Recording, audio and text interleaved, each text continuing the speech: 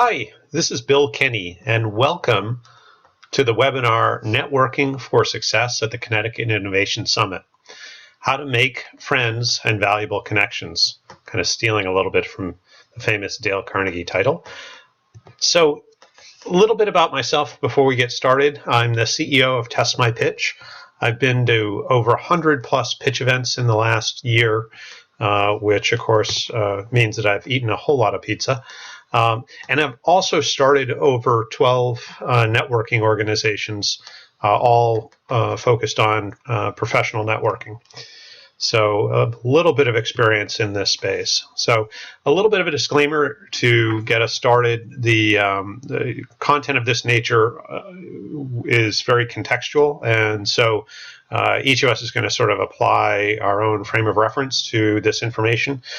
So if you have some techniques that are working really well for you, certainly stick with them. The goal of this webinar, this workshop, is really to add to your toolkit. So the things that are appropriate and you think will fit and help you, please adopt them. The things that you don't, you won't hurt my feelings by not adopting them. So in any event, just a quick disclaimer there. So would like to hop in and kind of give you a little sense of where we're going. So the whole goal is to really take advantage of a very large entrepreneurship technology investor event called the Connecticut Innovation Summit. And so we're going to talk through a variety of opportunities, certainly getting started. We'll talk about influencers, having a destination, something called Dumbo, memory, and rivers. And then we'll talk a little bit about a tool that's available for you thanks to the Connecticut Technology Council and the Crossroads Venture Group to be able to practice your communication before you get into the event, both your pitch and also your networking self-introduction. So we'll hit that as well. So let's talk a little bit about the actual Connecticut Innovation Summit a little bit. So there are a variety of sub-events within the overall event. There are mentor meetings, there's a funding fair, there's a pitch fest, a TCTW Expo, an award ceremony, and this is truly Connecticut's largest technology networking event. So the goal of this workshop is really to give you a sense of how to leverage the overall opportunity and some of these micro opportunities so that you can get the most out of this experience.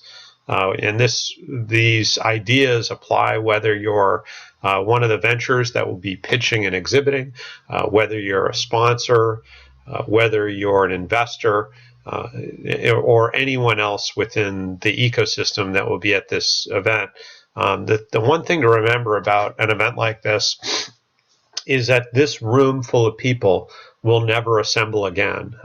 The Connecticut Technology Council and the Crossroads Venture Group will undoubtedly run this event for years to come, but this exact audience will never show up again.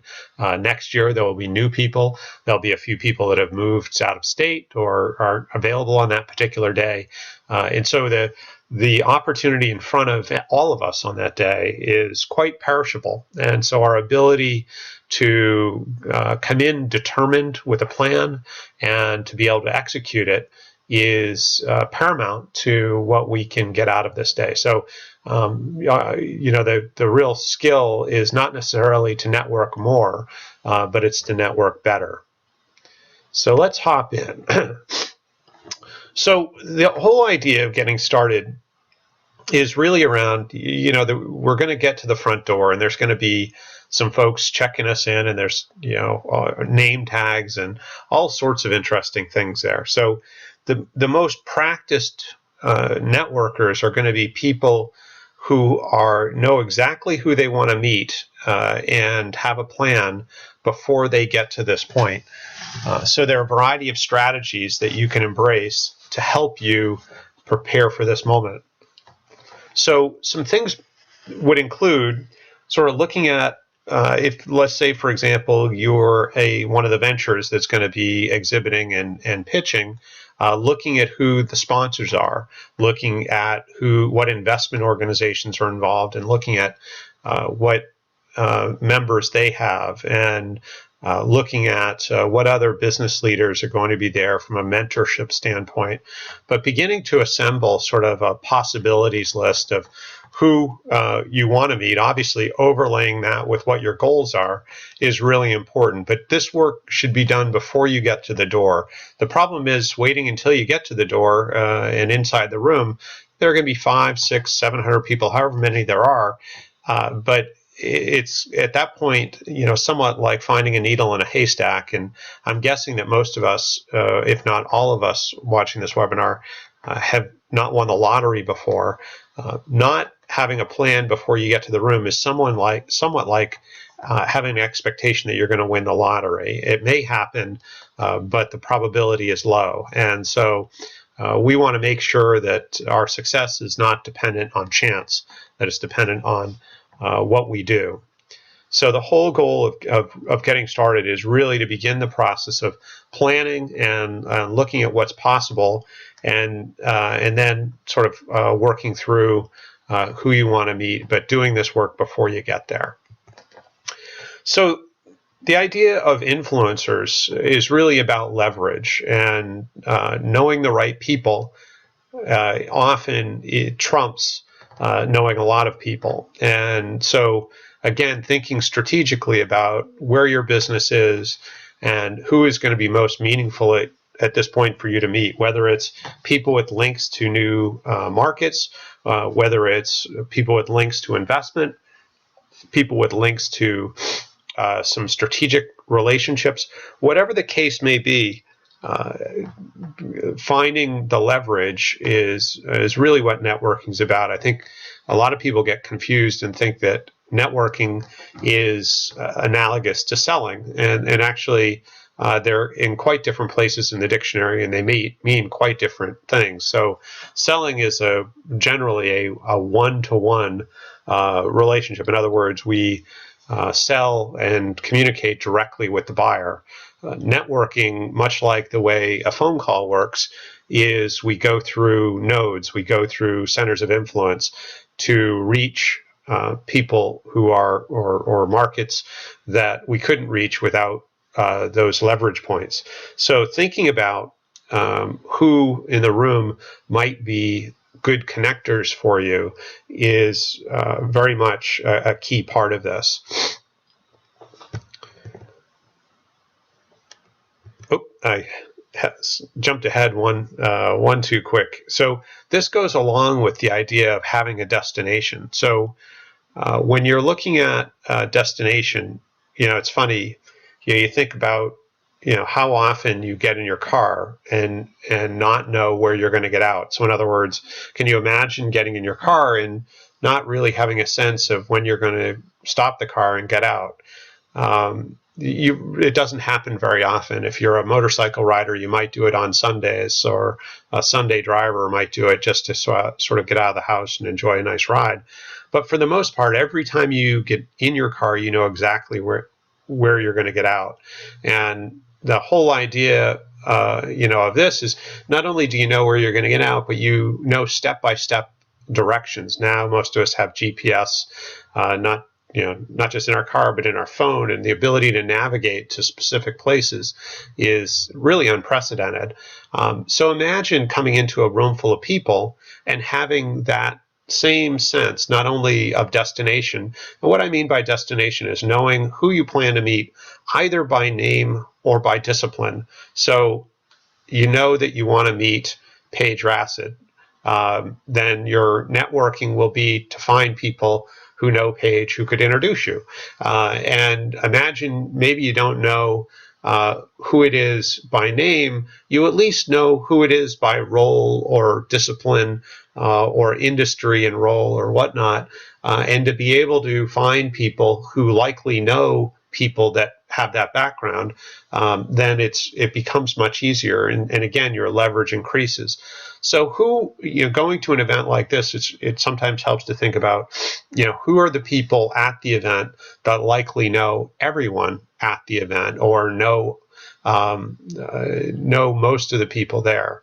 The most often used, but really the best resource at all of these events, both at the event, before and after, are the hosts, all the people from Crossroads Venture Group and Connecticut Technology Council, the sponsor companies. And it's so rare that these folks get asked for help or guidance or introduction.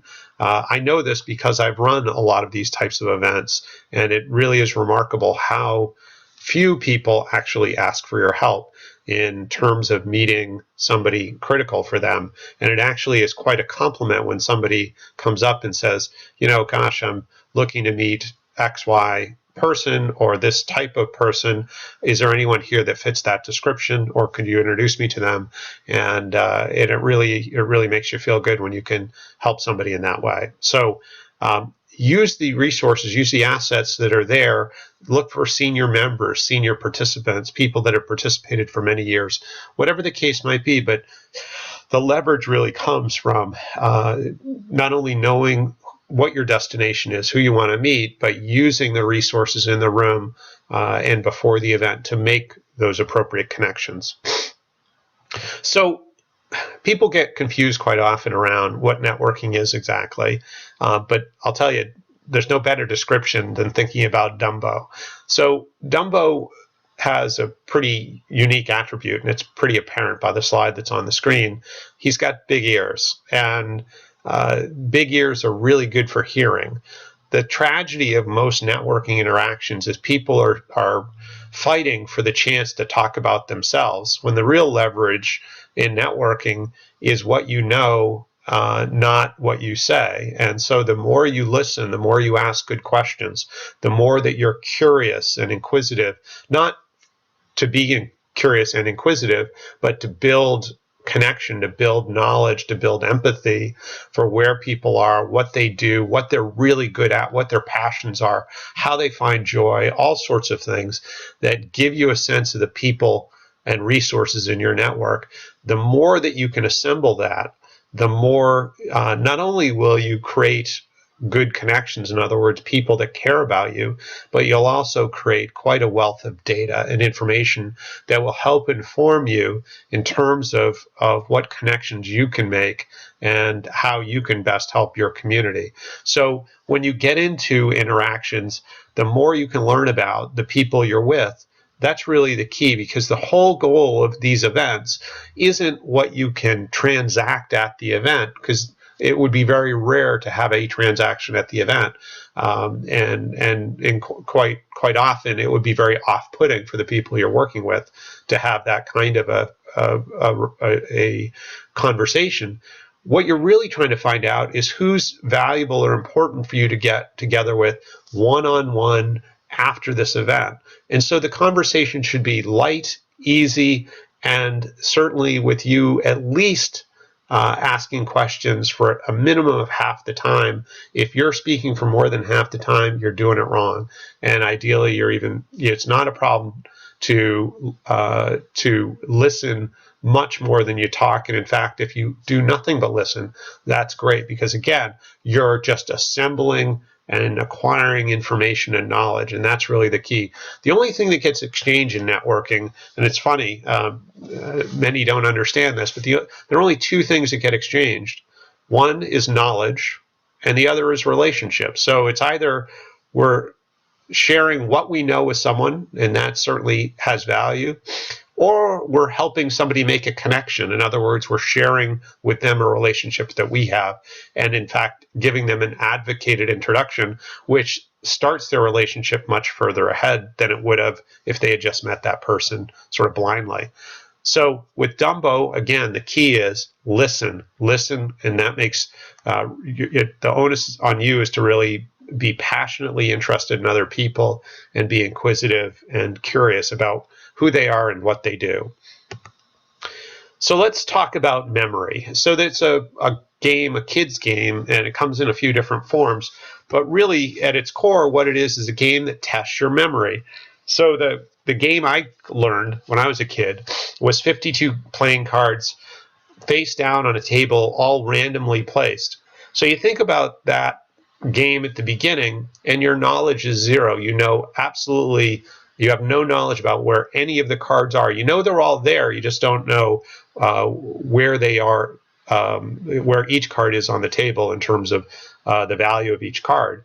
And the game is really simple. You flip over 2 cards at a time in an attempt to make matches. So again, your knowledge about where specific cards are at the beginning is zero. Just like when you walk into a room full of people, your knowledge about the relationship of each person to the other, or value of each person to the other, is unknown. And so it's by making connections, by learning about people, that we can begin making connections. And so if you use sort of the room as sort of your community, if you look at it that way, then your investment in others will over time help you make really valuable connections. And it's from making these valuable connections that we're able to be connected. So you have to invest before you get something back. And in fact, you may have to invest for quite a while. This networking is not a get-rich-quick scheme. It's really about building and nurturing relationships to a point where there really is valuable exchange. And that takes trust. So the only legal tender in networking, the only thing that causes exchange to happen, is something called goodwill. And goodwill is essentially the perception of your reputation with the people in your community. And the better your reputation is, the more you've invested, the more likely it is that people will go out of their way to help you when you need it. There's a really good book written by Harvey Mackay, the gentleman who wrote Swim with the Sharks. He wrote another book called Dig Your Well Before You're Thirsty. And if you understand the title, you may not need to read the book. I'd recommend reading the book simply because it's a great book and he's got wonderful anecdotes. But if you understand the idea, none of us know what's ahead in terms of what we're going to need and when we're going to need it. And the better your network is, the more options you'll have, no matter what the future brings. And so that has to do with your business. It has to do with your health, your family, really all of our qualities of life come into play when our network can have an effect. And so our ability to not just connect people in the room when we're at an event, but in our community every day, will significantly change the goodwill that we can build. So using this memory technique of being curious and interested in people, learning about them, and then making matches. And it's amazing, as you begin to learn more about people, you'll make matches that you would have never anticipated making, simply because you just learned a little bit more about someone who you may have known for many years, but your ability to dig a little deeper, to learn what their passions are, what their skills are, it really helps make those connections much, much better. So let's talk about rivers. So rivers are big streams, right? We just don't want streams of introductions. We just don't want streams of connection. We want rivers of connection, wide, deep, and fast moving. And so when we're networking, really the key is investing in people, getting together one-on-one. But the third real leg of the stool is, what are we doing to stay connected? Sort of what are we doing to continue the conversation?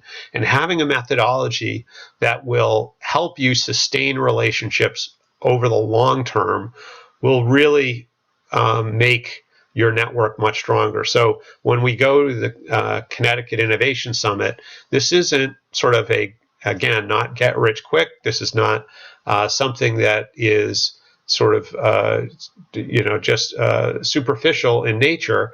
We want to meet a few people that getting together outside of the event makes a lot of sense, and that we do that and we follow up really well. But I'm going to share a rule with you that I learned several years ago. I wish I could take credit for it, but a friend of mine named Ernie Brown is one of the smartest financial people that I know. He's based up in Massachusetts. Came up with this rule called, he called it his 550 rule, 5-50, that is. I call it Ernie's 550 rule, pretty simple. But really what this rule means is every 5 weeks, well, let me back up. Ernie has 50 people who he's identified as his centers of influence. That's a really big number. And he probably has 50 are his A group, and then he probably has a B group of another 50. He doesn't sort of not communicate with people who aren't in that top 50, but they just have a different level of communication.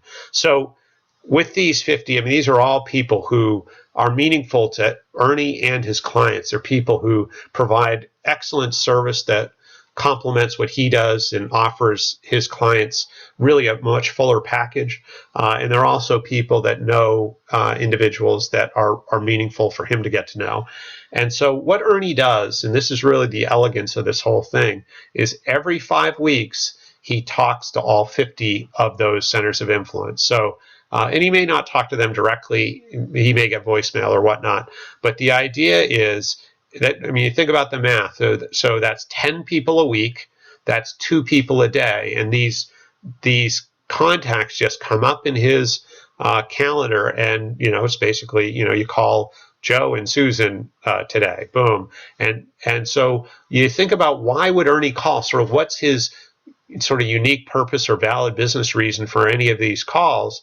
So quite often when I'm doing this workshop, people will say, oh gosh, he's calling to check in, to see if they've run across anyone that he should meet. So in essence, about Ernie. And that's actually exactly wrong. So Ernie's real focus in those calls is to pass on either knowledge or relationship or a relationship that he's run across in the 5 weeks since he last called that this person would value. So one of the things that it does, and it's actually miraculous to see how this works, is it tunes Ernie in to in between these individual calls to make sure that he's more aware and more present in as he runs across people or knowledge that the centers of influence of his would value from meeting, that he make sure to make a note of it and to pass it on at the appropriate time. And so just that awareness makes Ernie much better at sort of remembering or creating that memory half of the equation to number one, being aware of that information and then passing it on again at the appropriate time. So I would never suggest anyone start with 550. I think that would be insane. It would be analogous to, you haven't worked out in a bunch of years and to, try to bench press 300 pounds. It's just not going to happen. And if you could get it up one time, you would create so much chaos with your body, you probably would never go to work out again. So what you might think about doing, if this sounds interesting to you, is do something like 5-10 or 5-5. In other words, 1 or 2 people a week, giving them a call.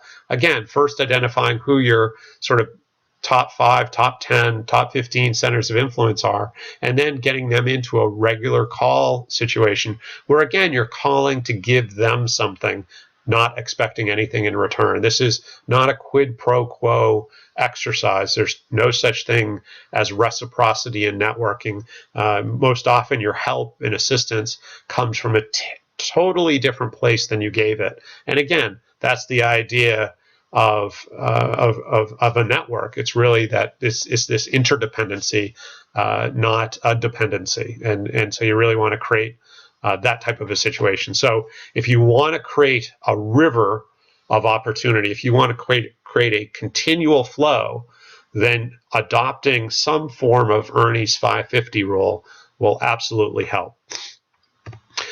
So the last thing I really want to just give you a quick overview of is this platform called Test My Pitch that will help you prepare for the Innovation Summit, whether you're a company, a venture that's going to be exhibiting and pitching, whether you're a sponsor, whether you're a staff member. There are tools on this platform that will help you draft, post, and get feedback on a business idea pitch, on a funding pitch, on a networking self-introduction. So this can be used for people who are going to be manning your booth. It could be used by people in your organization who are going to be roaming the floors at the event, or certainly could be used by any of the primary attendees who have specific missions on that day.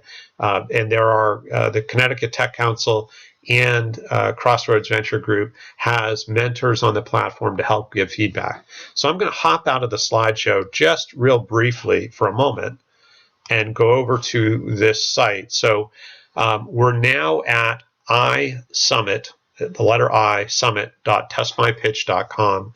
And so the site looks like this, and I'm now actually logged in as a member, and I just want to show you real quick, and there are actually some supporting videos in terms of helping you go through this process, but I'll give you a quick run through. So I'm going to go to the member homepage, and I'm going to go to create an introduction and pitch, and I'll create a new pitch here.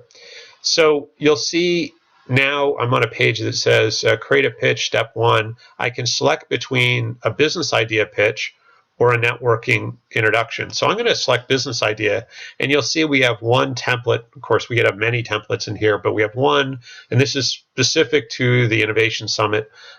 Some of the adventurers invited have the ability to do a 3-minute pitch. So this would be a template used by them to prepare for that particular opportunity. And the other that we have here is if we click on the networking introduction, this is where most people will play. So we've got a 10-second, a 30-second, and a 60-second networking self-introduction.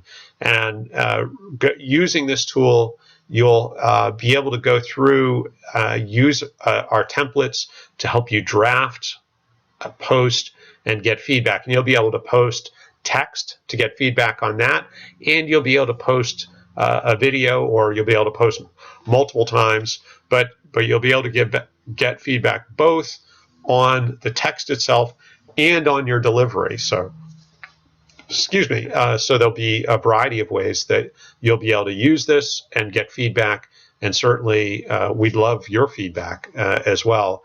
This platform is currently being used at a variety of universities and economic development organizations and businesses around the country, actually, and around the world. So we're very happy to help with this, and certainly hope that you can take good advantage of it.